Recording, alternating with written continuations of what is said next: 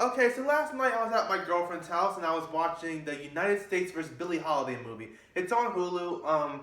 It's essentially about Billie Holiday, a jazz singer from the '40s, if you don't know, and her struggle. She was singing a song about lynching and racism against black people. The FBI wanted to stop her from singing that song. She wouldn't stop, so then they kept trying to get her for like doing drugs and heroin. Now, I didn't know any of this stuff. I knew who Billie Holiday was. I'm a casual fan of her. As you know, I like to listen to a lot of jazz music. I'm not really a fan of vocal jazz, but you know, Billie Holiday, I like her music, so I listen to her. I listened to a couple of her songs, but I never knew this story behind her. You know what's funny though? They try to do the same thing to Ray Charles. Last week I was watching the Ray movie, starring Jamie Foxx. Me and my girlfriend were watching it. She loved that movie. I loved it too. And they were trying to do the same thing to Ray Charles, where he was doing heroin, and the police would like harass him and all this stuff. And so yeah, it's really crazy. They did the same thing to Billie Holiday too. And it really speaks volumes that the FBI of all people were after her. Not just the police, not just detectives, but the FBI, which is just crazy. And they arrested her multiple times.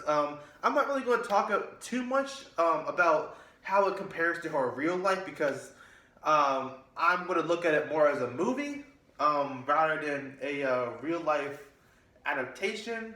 I don't really care if it's accurate or not. I want to be entertained when I watch a movie, alright? So, movie was pretty okay. Although the person playing I almost said Billie Eilish, Billie Holiday, Andrea Day, I believe the actress's name is. She did a really good job. She had like that really cool raspy smoker voice because Billie Holiday smokes a lot.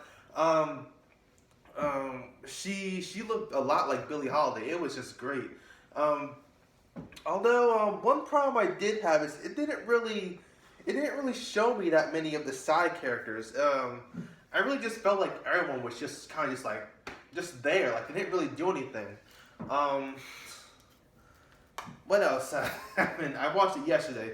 Another thing that's really weird is like how it handles sex. Like there's just like random sex scenes just sprinkled throughout the movie, and just it gets kind of distracting. Also, I didn't realize Billie Holiday was bisexual. That's really cool. Getting some bisexual representation. I didn't know that, so it's kind of interesting though. I watched the movie. They said that she was. I looked up. I was like, oh yeah, she is. That's cool. Oh, and they had the actor from Everyone Hates Chris on there. He looks the exact same that he did like 20 years ago. Except he has like a little bit of facial hair and he has like bags under his eyes now. But the guy from Everyone Hates Chris, he looks the exact same in this movie. And me and my girlfriend were like, yes, that's him right there. And we just instantly recognized him. He has a very distinctive face. The sad part was that his character died off screen. Like the last time we saw him, the band broke down, and this guy came to pick up Billie Holiday, and Billie Holiday's her band was like outside the band, right? Because it broke down, and there was only enough room in that car for Billie Holiday, and then his character's name is Prez. He was like, "So this is what you're gonna do, Billie? I thought we were family." And then Billie's like, "Yeah, I'm sorry. The show must go on," and she drove away. And that was the last time we saw Prez. And then we find out that his character died off screen, which I was like, man, I want to see more of that guy. Love that actor. He's hilarious. So, yeah, the Billie Holiday movie, it was alright. I felt like the story was kind of weak. The story felt kind of cheap. I don't want to say not much happened because a lot did happen.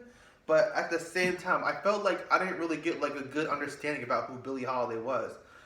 You could tell that she was like a civil rights activist. She was driven, all this stuff. She did heroin to kind of like repress the memories of like seeing like race crimes and hatred against black people, which the movie made that clear. And it was just really interesting. And the weird thing was that she died of a liver problem, like her liver stopped working. Was that because of the heroin? I'm not sure how heroin works.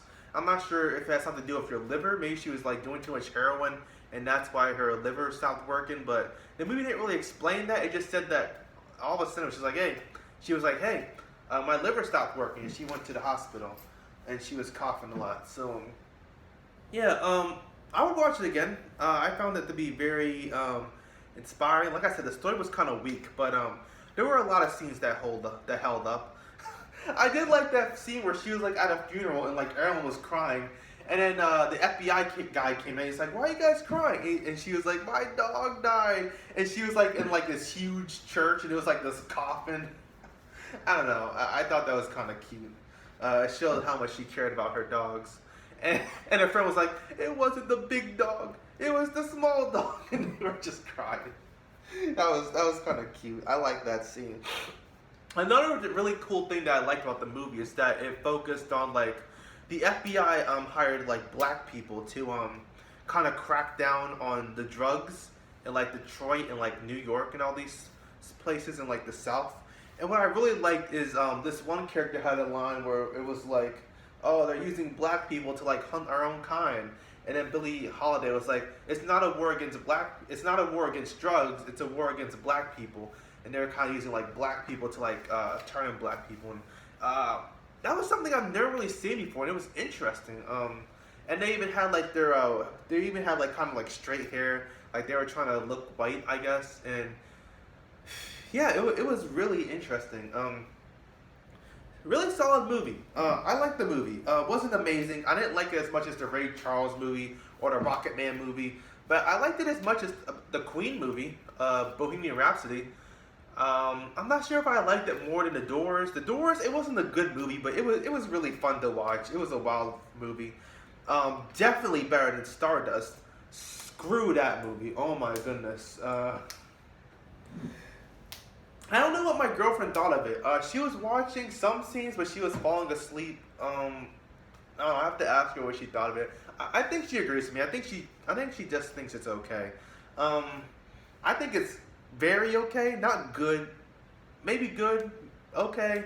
Like I said, the story was kind of weak, but I still liked the themes behind it. I still really thought it was a cool movie. I'd watch it again.